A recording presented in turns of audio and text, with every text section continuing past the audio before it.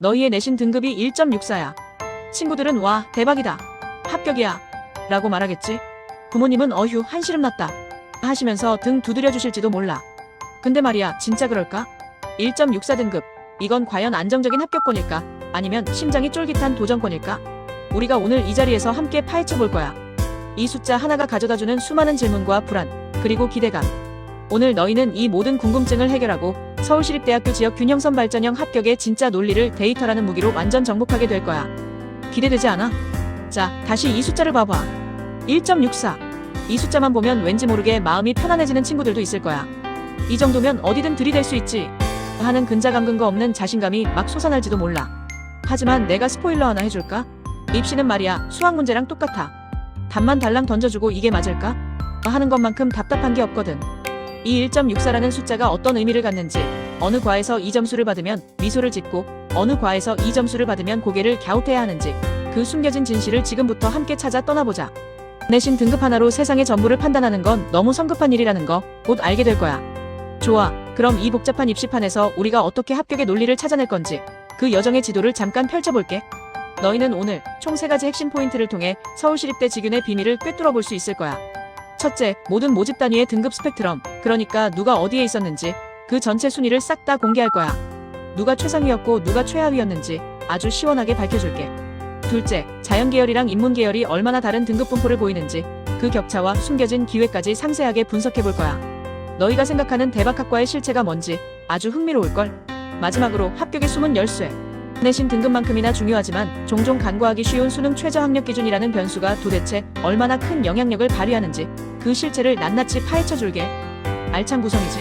이걸 다 듣고 나면 너희는 단순한 내신 점수가 아니라 입시 전략가가 되어 있을 거야. 자, 이제 서울시립대 직윤의 전체판을 한번 살펴보자. 2025학년도 입시 결과를 한눈에 보면 말이야, 최고점은 1.64 등급. 그 주인공은 생명과학과였어. 그리고 최저점은 2.31 등급으로 국사학과였지. 이 숫자들이 뭘 의미할까? 바로 전체 35개 모집 단위가 1등급 중반부터 2등급 초반이라는 아주 좁고 치열한 구간에서 피 튀기는 경쟁을 벌였다는 거야. 상상해봐. 0.01점 차이로 희비가 엇갈리는 살벌한 현장. 이 정도면 내신 전쟁이라고 불러도 손색 없겠지? 이 스펙트럼 안에서 너희의 위치는 어디쯤일지, 혹은 어디를 노려야 할지 이젠 감이 좀 올 거야.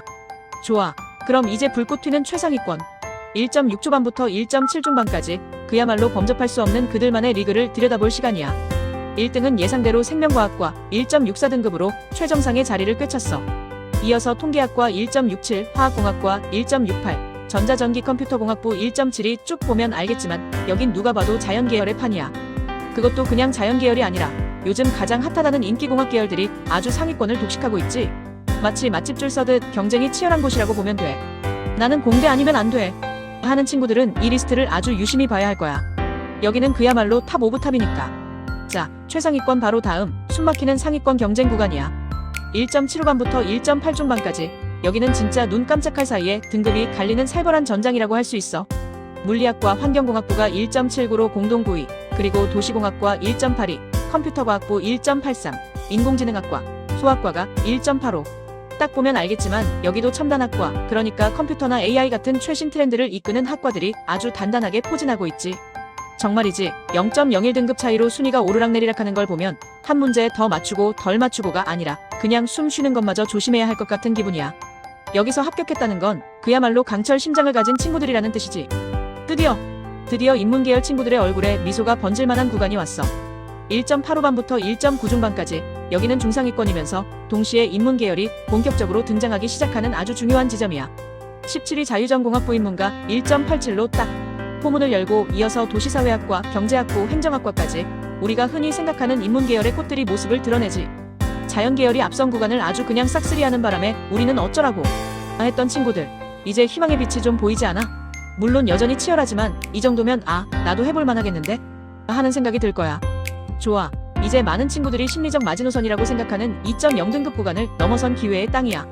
2.0 초반부터 2.3 초반까지 여기는 전략적으로 노려볼 만한 아주 흥미로운 지점들이 많거든. 특히 세무학과가 2.00으로 딱 24위에 자리 잡은 거 보여. 세무학과는 은근히 인기도 많고 안정적인 학과인데 등급이 2.00이라는 건 어라, 여길 노려볼까? 하는 생각을 하게 만들지.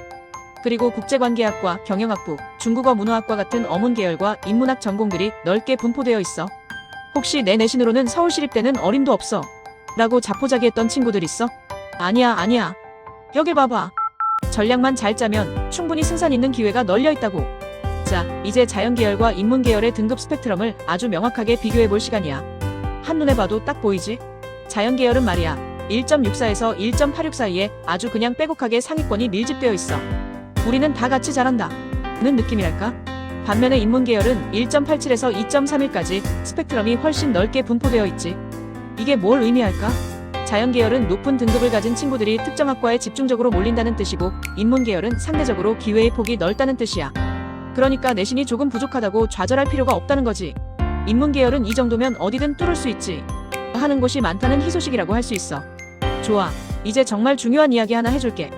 너희가 밤낮 없이 공부해서 얻은 그 소중한 내신 등급이 말이야 합격을 보장하지 못할 수도 있어. 믿기 힘들겠지만 이게 현실이야.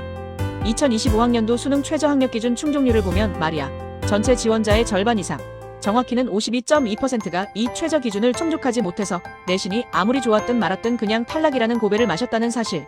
이 정도면 내신은 입장권이고 수능 최저는 탑승권이라고 봐야겠지. 입장권만 있다고 놀이기구를 탈 수 있는 게 아니잖아. 수능 최저, 이거 절대 무시할 수 없는 합격의 결정적 변수라는 걸 명심해야 해.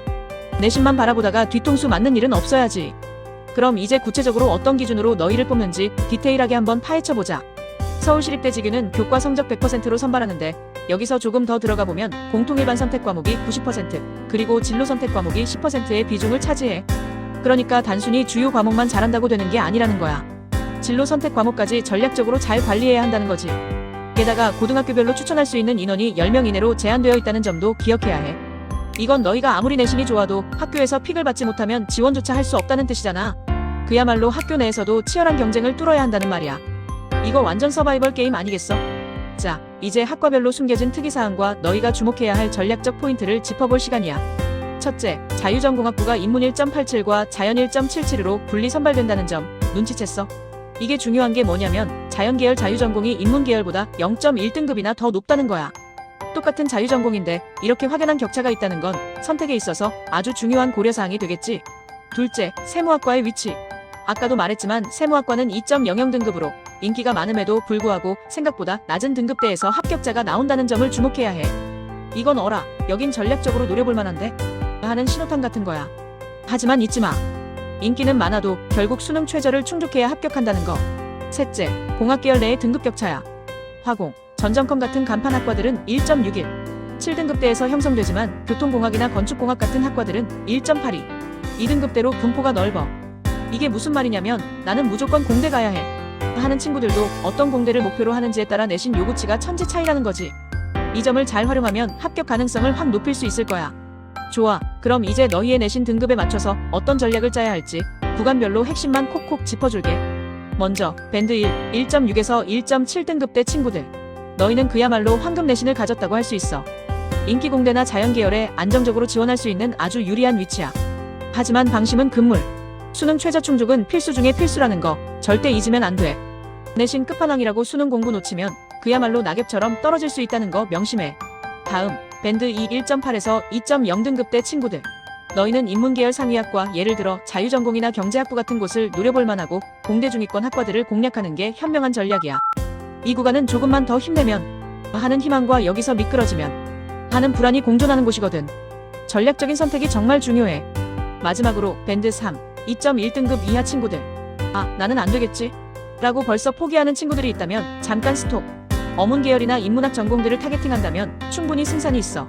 특히 이 구간에서는 높은 수능 최저를 악착같이 준비해서 내신을 뒤집는 역전 드라마를 쓰는 친구들이 많아. 수능 최저가 너희 합격의 마지막 퍼즐 조각이라는 걸 잊지 마. 이 퍼즐만 잘 맞추면 꿈꾸던 서울시립대 합격증이 너희 손에 들어올 거야. 오늘 우리가 함께 살펴본 수많은 데이터들 어때?